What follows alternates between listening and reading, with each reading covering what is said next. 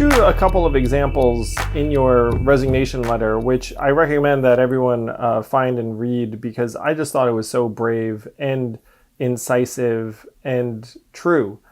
So thank you for it. And I'm a huge admirer of yours. You did something out of principle that the vast, vast majority of people don't ever do. And if enough people did what you did, we might actually have a chance. And I don't mean just in media, though the media is a significant part of this, but in many different environments where your financial incentives are to just pretend it's okay, and a lot of us can sense that it's not okay.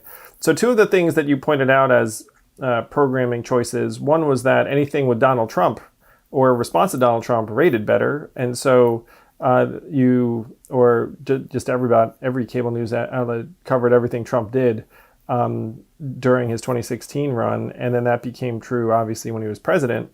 And then the inverse of that was that if there was something kind of educational or scientific or deeper, then it would be less appealing or wouldn't rate as well. And so you wound up with like a bias towards Trump all the time and less about, for example, what a public health official or scientist was saying.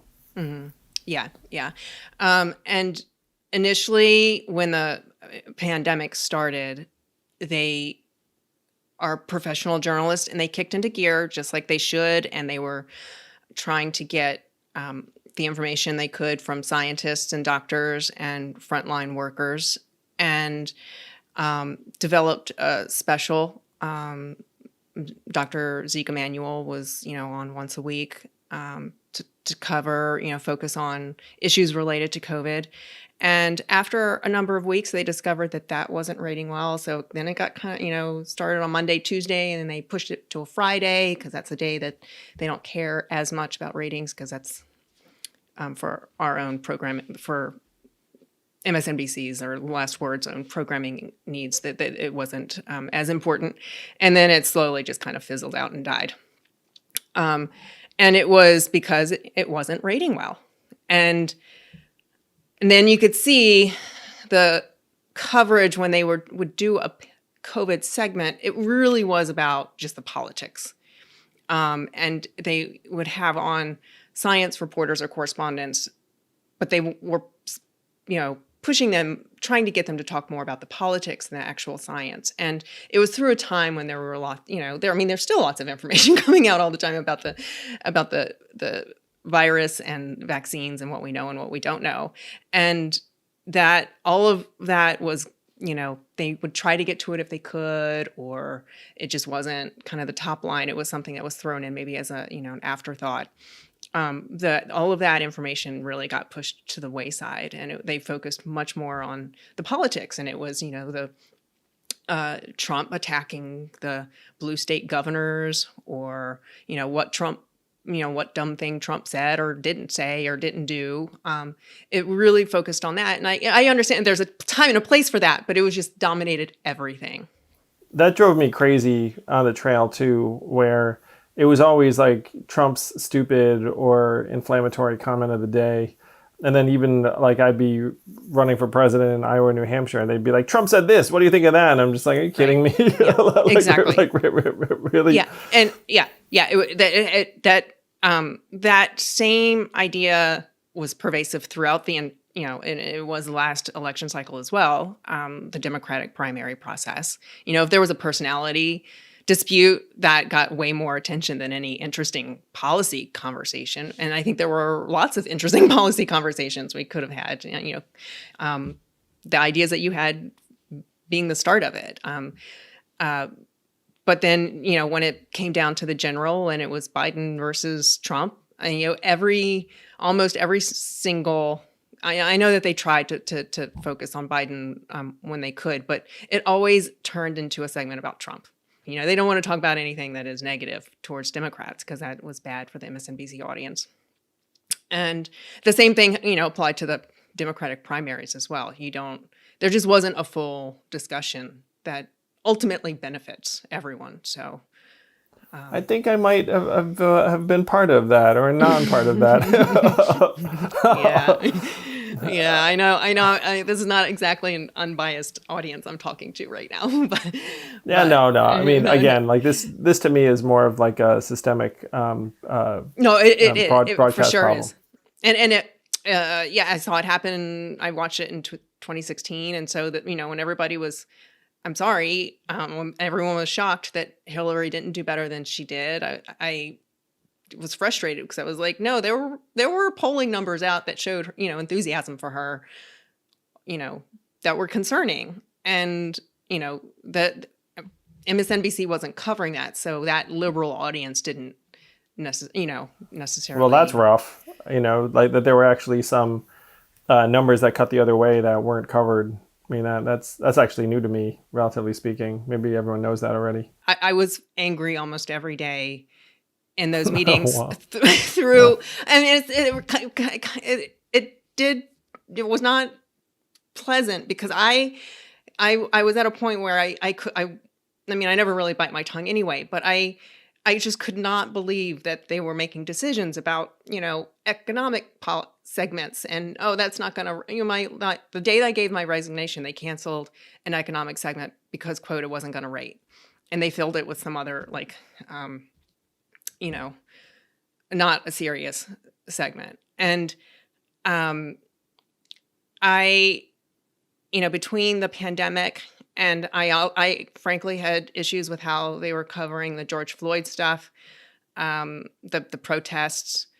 Uh, Again, you know, the way that they covered the protests, they wanted conflict, and they put the correspondents on the ground in a way that they even if nothing was happening, they wanted it to seem like something was happening. And if there was a car that was on fire, they're going to play that video over and over again. Meanwhile, 95% of the protests were peaceful. But I've been in the control room going back to 2015 and the Black Lives Matters protests then. People, they would monitor all of those protests. They'd have cameras and choppers, they're monitoring the protests. And unless it turned violent, they would not, quote, take it live. They wouldn't show that peaceful protest because nothing was happening, according to them. It was boring and it wouldn't make good TV. So that that is a type of thing that kind of got to me through the George Floyd coverage. There were other elements. There were points about the election and election security.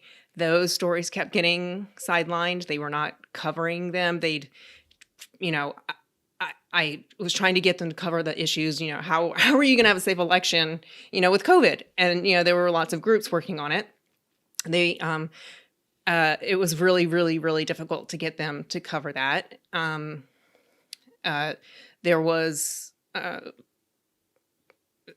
There were opportunities when Trump went to Tulsa. There were opportunities to talk about some of the kind of painful history in this country. It would have been very easy to discuss the history in Tulsa and the Tulsa riots or Juneteenth and what is what is behind that and why it's so meaningful to the African American community. And you can trace the anger from those events to George Floyd. It would have been it wouldn't have taken very long at all. But there was a history there that I didn't know, and I know a lot of smart people and journalists didn't know, and it was a perfect opportunity to share that, and it helps the nation understand what is happening other than just people are angry and looting the local Walmarts. One thing that a producer friend of yours said that really seemed telling was, look, people come to us for comfort. Like, they don't see us as the news. I thought that was incredible. And there is something fundamental about two different purposes. One would be, I'm going to edify and inform, and so I'm going to serve you some stuff that might be not that scintillating. It might be kind of boring. It's like broccoli as programming. And then there's this other direction that it's like, I'm entertainment. Like, I'm going to have certain patter and rhythm and characters and something that you can cheer or boo. Right. Yeah. And that was in one of our planning meetings. So that was a senior producer, and it's definitely something that stood out and something I remembered, because you're abdicating your role as a journalist, and it's confusing because otherwise it kind of looks like a newscast. You have an anchor sitting at a desk with the TV over his shoulder, and you're covering things that are in the news. And so the audience, I realize that there's an awareness that MSNBC is more opinionated than the straight 6 p.m. newscast, but at the same time, they play it both ways. So that's what I think is really dangerous. When it looks like something that should be reliable, but it isn't really, then that's to me where the problem comes in. I'm pretty sure news is in the name somewhere. There's somewhere in there, like there's the word news. So you have these concerns they're building up over a period of time, and then you actually had to bite the bullet and say, wait a minute, am I going to keep doing this, or am I going to leave? And when you did decide to leave, again, I thought it was so courageous because you weren't sure what the next step was. It wasn't one of these situations where you were like, oh, I'm going to bide my time and then get some kind of sweet job offer and this other thing, and then I'll write my letter. So what was it that actually pushed you to action? Because again, I'm sure that there are dozens or hundreds of people in media who've at least reflected for a moment on the concerns you're describing, but they did not do what you did. Well, I first want to say I don't blame most of the people in the industry for not just picking up and quitting their jobs, because the industry is in a crisis. I mean, the last several years, they've done relatively well, but who would? I don't blame anyone either, FYI. Yeah. Where are you going to go? What are you going to do? Like, if you want to stay in some element of the news business, then there really aren't a lot of other places to go. And if you have a family and a mortgage, dependents, it's a really hard choice to make. So I don't point fingers at them, but I got to a point where I had been contemplating leaving for a couple of years. I wasn't, I didn't know exactly what I was going to do. I had not pursued other jobs aggressively because I knew I was probably going to want to work on this issue some way, somehow, and probably come out. When I posted my resignation letter, I thought I was just kind of putting that down as like a marker in the sand to say, this is, where I draw the line and I'm moving on. And I thought that, maybe a handful of people would respond to it at the time. I thought it was going to get lost to the internet, but I was going to use that just as like, moving forward, I quit the industry and this is why. I didn't expect the reaction that I did, but it really was kind of all together. I just couldn't, we're in the middle of a pandemic, and not a great time economically to quit one's job, because it was a good job and with good benefits, and now I don't have any of that, but I have not regretted it for 1 second. I don't have that angry feeling in me every day when I wake up. So, wow. That's profound. So you post this resignation letter. You think, well, a few industry types will see it, but it'll just get lost on the internet. And you said that you weren't expecting the reaction that it got. What was that reaction? I mean, I certainly know that I saw it and said, like, wow, this person's awesome. I need to reach out. But I don't know what you experienced at that point. What happened next? Well, it was interesting. One of the first outlets that picked it up was Fox News, and they helped prove my point for me by saying, MSNBC producer writes scathing letter about the divisive nature of her network. And they took out all of the context, which is what they do, and it's something that kind of drives up, that their audience, and for clicks, to get attention. Each side loves it when they can point out that the other side is somehow, absolutely, bad or wrong. Yeah.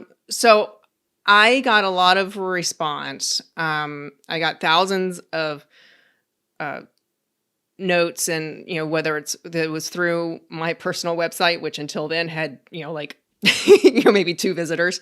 The piece itself has been read over 300,000 times on the actual website, but then there was lots of coverage elsewhere, and people wrote to me on Twitter, Facebook, Instagram, and through my website. I have thousands of notes from people across the spectrum.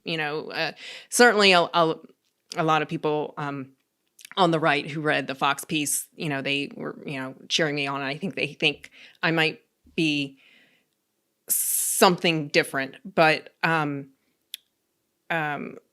people on the left also, and former producers in the industry, and academics, and grandparents, and presidential candidates. yes, they were like, but there was this sense that like, thank you, like we know that something is wrong, and a lot of people, they're like, we don't know why it's gotten so as bad as it is, and this helps explain that. And some people will say, what, are you naive, like, to think that ratings don't drive the news business or corporate media or whatever. And my reaction to that is, what, are you naive to think it's not doing damage to our lives every day? So, but I just got like, it was really heartwarming. Across the spectrum, I got really thoughtful, kind notes thanking me for what I did.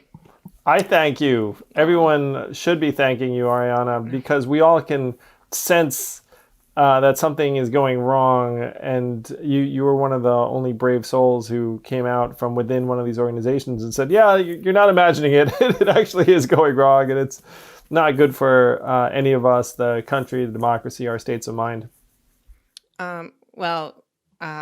I thank my mom for giving me a place to live in the meantime, so I don't crank through my savings too much. But I was in a position where I felt like it was it wasn't an easy decision, but it was a relatively easy decision given Wow. the state of things. So.